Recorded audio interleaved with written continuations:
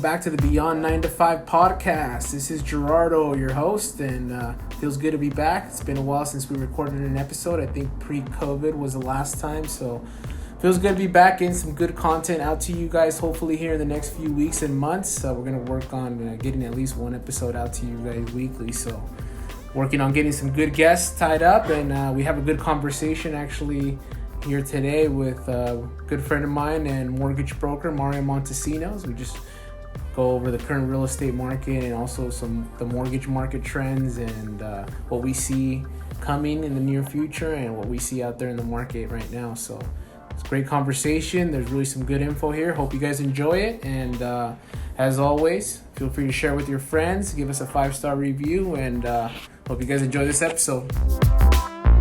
So usually when I talk to you, it's over the phone. Yeah. Your hands and face. Yeah. Good to see you. How's business going in general? Good. Busy, or are you experiencing as much mayhem as me? Oh yeah. Yeah, it's definitely plenty of business, thankfully. Yeah. All types. Obviously I know you.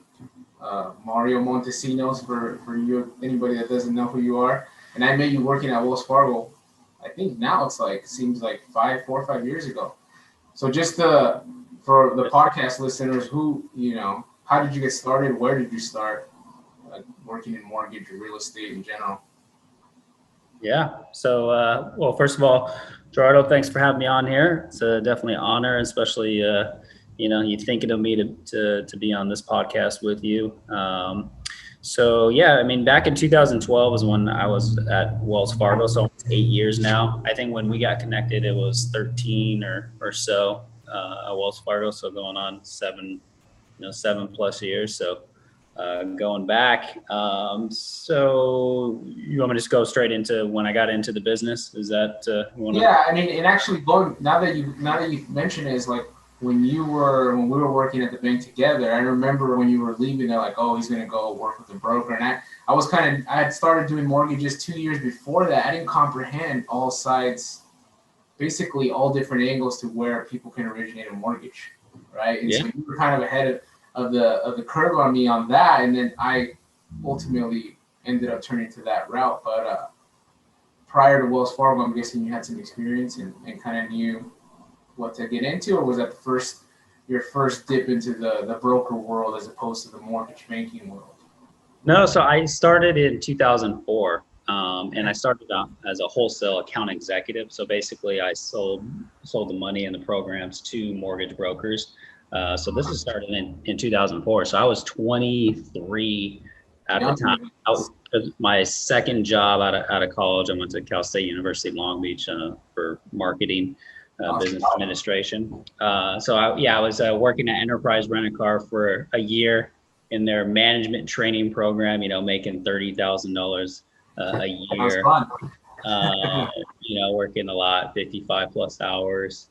And then I had an older mentor, Mike Tran, and he was in the business since the mid to late 90s, I believe.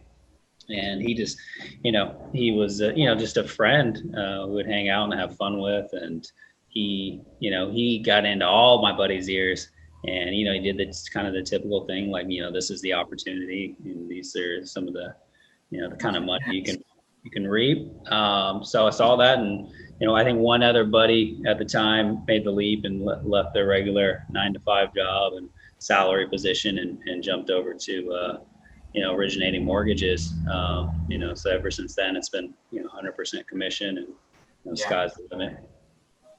That's awesome, man. I think it's important, especially somebody in their early 20s, to have a mentor or someone like, hey, here's an opportunity, here's how you can make this a career, and you were able to jump on that. And how did you end up?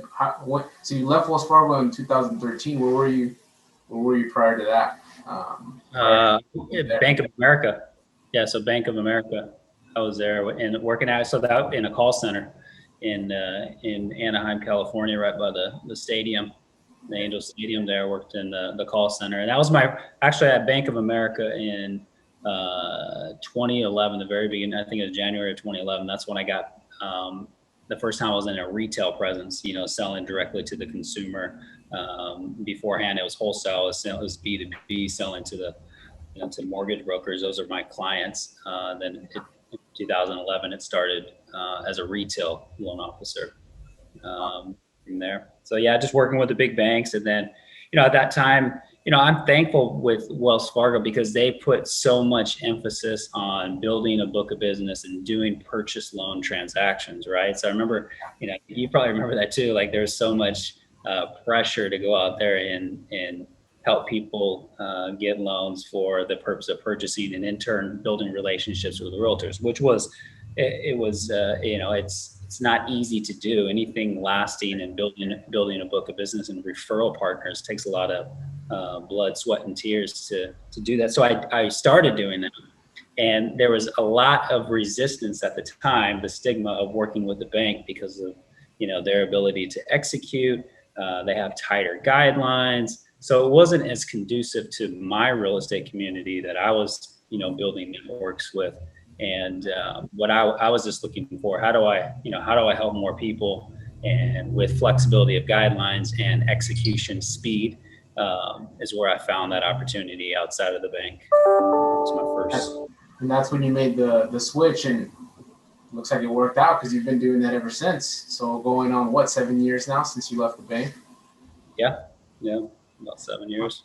And how long have you been, when you left, were you right away working on your own, or did you join somebody else? Or?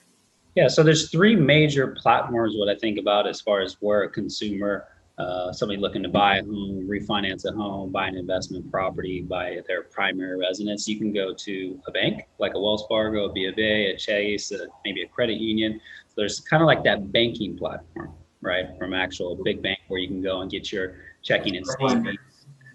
Yep, exactly. The next is a mortgage banker. They have underwriters, right, that work for the company. They have multiple levels of management. It's a big, larger scale company that has people, and that's where I work for Mason McDuffie. I was a mortgage banker. I worked with them for 5 years. Great company, great people, great owners. Almost 2 years ago, I went on to the full on at the broker platform. I was doing brokering business beforehand, just kind of more for private money loans and people buying investment properties. So I started doing that about 5, almost 6 years ago. But then fully on every kind of platform, basically brokering.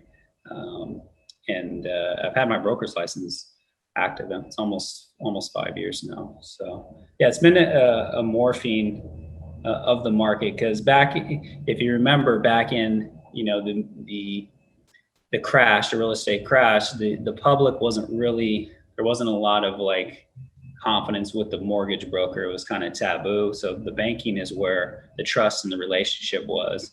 And then it kind of morphed to mortgage banking became the people that were able to execute and get things done. And then the last few years, the broker platform has been enough time that people understand, and enough regulation and all that kind of good stuff where it's safe to get a loan, actually a lot cheaper and better interest rates, and you can still have that execution. So that's kind of where we're at today.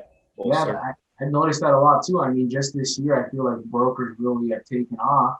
A lot of the major banks have restricted their lending guidelines and are being ultra conservative, and that leaves an opportunity for people that are in the mortgage broker business that were positioned correctly to handle the business influx, take advantage of it and be able to help some people refinance their loans with these low rates.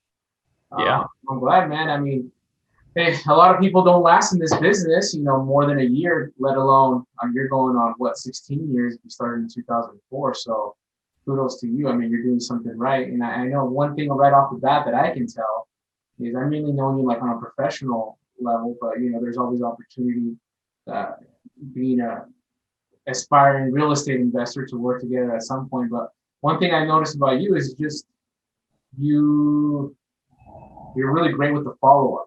And it's not a follow-up that seems like, oh, here's Mario again. It's more like, hey, how's it going? Just checking in, how's everything going? And it's good to do that because obviously whenever there's a need, they're gonna think of you. Do you think that's something that's helped you kind of grow your business to where it's at today, one of those factors, or what do you think is one of the main things that has helped you, be successful throughout all these years or stay in the business as long as you have? Sure. I say it's a loaded question, but Yeah, no, I mean, it's a good question, I think there's a lot of so fortune in the follow up, consistency, all the things, those ideas, right? Those methodologies are critical. But my thing where things started changing is where I made conscious decisions to make it easier to be consistent, right? How do we make it easier to be consistent in whatever we're doing? That way we can be consistent, right?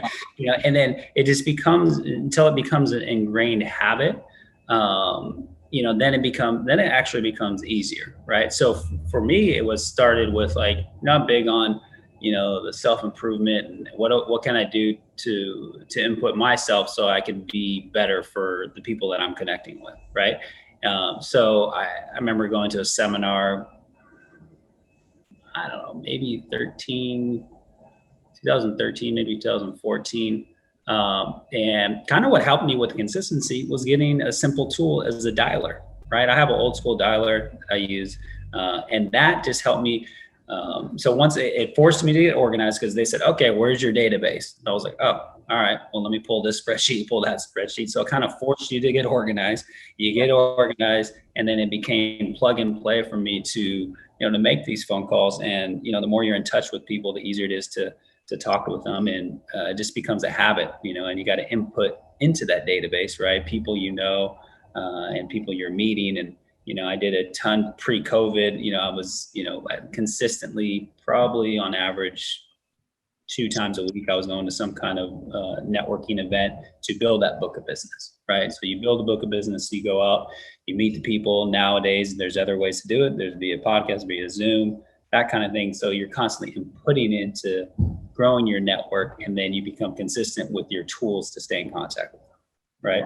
So consistency is key. Time and time again, not only in business and sports and everything, it's like whoever's the most consistent, you're going to be able to get the fruits of your labor ultimately throughout time and build those connections. And it has been a little bit more challenging right now because of you can't really go to in-person events. Before, there's like easy to find a networking event here and there, and ultimately the business we're in, we can meet anybody that can use a home loan or a mortgage loan or is looking to buy some sort of real estate. Have you found it a challenge to kind of grow that network, or are you focused mainly on keeping in touch with your existing network and making sure you're still in contact with everybody? Yeah, for sure. There's a total disruption in my methodology of connecting with people of the old school, meeting at a real estate network in general. But the blessing is the 7-8 years of building that network. I have ample database to reach out to, and fortunately we're in a huge with the favor of interest rates for everybody, from the person across the board. It's a huge opportunity right now. So I've been fortunately extremely blessed with the volume of business. But I still, you get my phone calls. I still call out to my database, and so that's where I'm at. But the other thing is joining in on Zoom calls and trying to be guest speakers to have conversations like we're doing and helping to educate people, and working together to either inform people and then in turn making a deal happen. So. Yeah, well, sticking to that point, what do you see going on in the market with the low rates and things like that?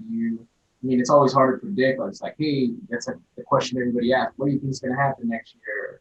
What's the trend? Okay. But us being in the business kind of have to a certain degree, think about what might be coming in the near future so that we can act accordingly on our day-to-day business activities and things like that, right? Expecting a certain thing to happen.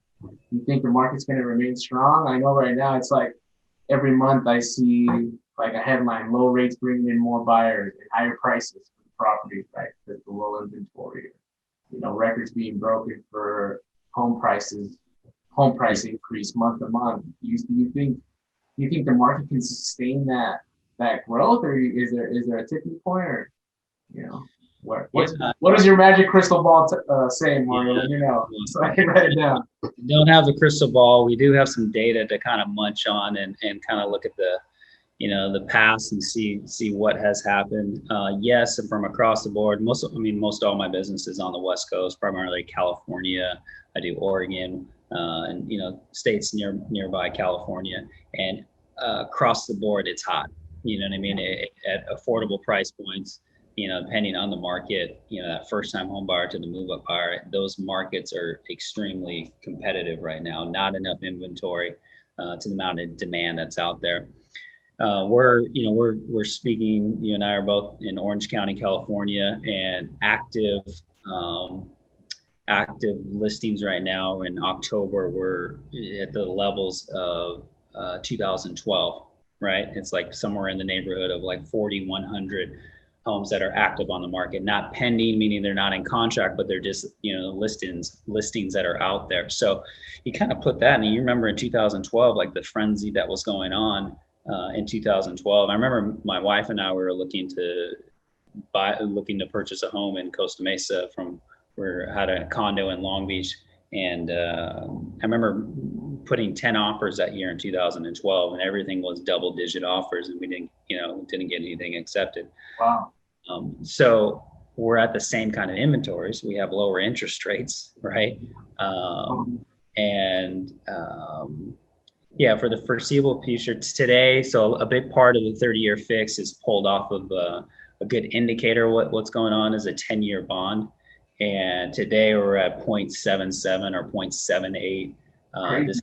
But we've had a lot. I always tell people, like, when rates there's a little bit of volatility. Like a week ago, we're at 0.87. So to have 10 basis points move on the 10-year, it's a little tricky, right? So like paying attention to the data and not panicking and understanding everybody's timelines is critical when to locking in an interest rate. So we've kind of moved from some recent volatility, and that was a lot of spiked off of, is there going to be a deal made on a stimulus deal prior to the presidential election. So that doesn't seem in the foreseeable future. So they kind of calm down a little bit. More concerning, bigger, is the geopolitical, right? What's going on, across the world, right? The climate right now that everybody understands is COVID, right? It's huge, and especially going into what we're going into right now, and the fall, going into the winter here. That's the biggest X factor. I think, arguably there's nothing that's really touching anything with, when it comes to COVID right now. And I think today France and Germany just recently did partial lockdowns. So I saw that on Germany. Yeah, which is crazy. Yeah. It's crazy thinking. It's like, hey, all this started mid-March. We're still having resurgent lockdowns. We won't get too deep into the whole COVID thing, because we could go that really deep. But it's good to note that we're not out of this yet, right? A lot of what's going to happen in the market is dependent on like these foreclosure moratoriums and eviction moratoriums that are scheduled to end early 2021. So I'm really curious to see how that's going to affect the market. If there are all these foreclosures of people unfortunately losing their home, it's going to bring an influx of inventory. But is that going to be enough to curb the appetite? Because right now in popular areas, it's like 10, 15 offers on a property. So is that going to bring it to just 4 or 5? You're still having increasing prices. At 4 or 5 offers, it's just not, that's kind of still a seller's market that would merit price appreciation, right? So in the foreseeable future, that is what we're working with.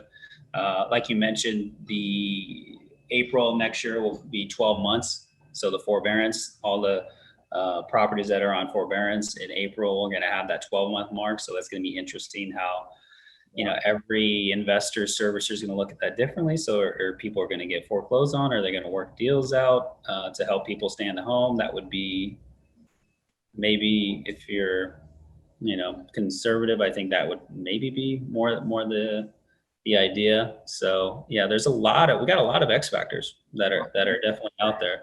So definitely going to be taking a close look at that and seeing if anything changes in the near future, because it's going to be important for anyone either looking to buy real estate, sell real estate, refinance their existing mortgages, and things like that. One thing I did want to ask you, before we run out of time, is you have something very unique about your business where you work with loans that are, that are loans that not most mortgage brokers or bankers do, which is tailored towards investors. Is that a product that you see that there's still a lot of need for that product? Are there investors still looking to do flips or buy long-term rentals, or you kind of see that part of your business curving a little bit?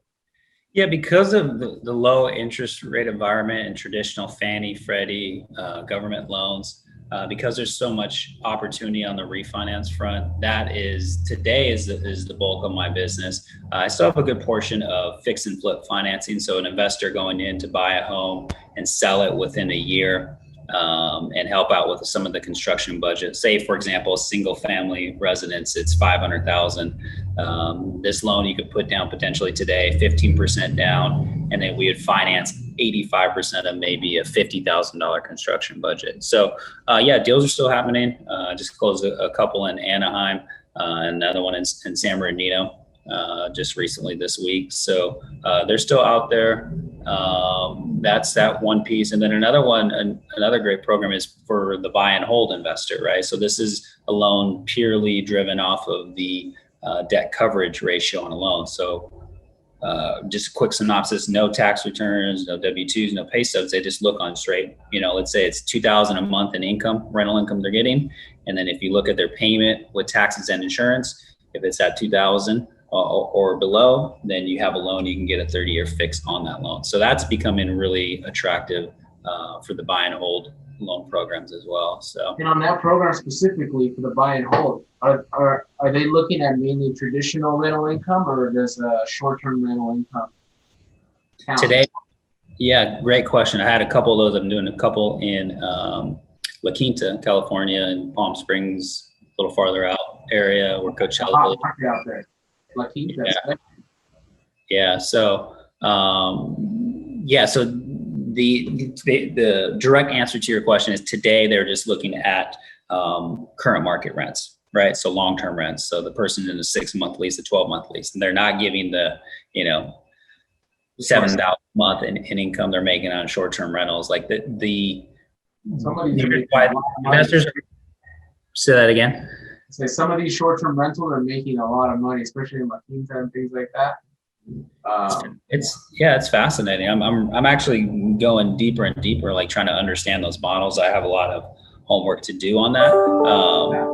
But that program does not allow that. They're concerned with, hey, if there's another lockdown and they got to put a moratorium on short-term rentals because of health and safety issues, and their rental income stops. Like the investors are concerned with that. Investors, these investors are old school. They're old school money, and they understand and understand a 6-month and a 12-month lease. What people are making, that's consistent and that's safe for them.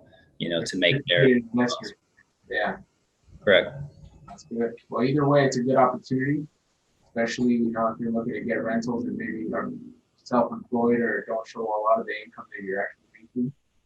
I think that's a great product. So Mike could probably give you a little bit more about that. I have that property in Joshua Tree, hopefully closing soon.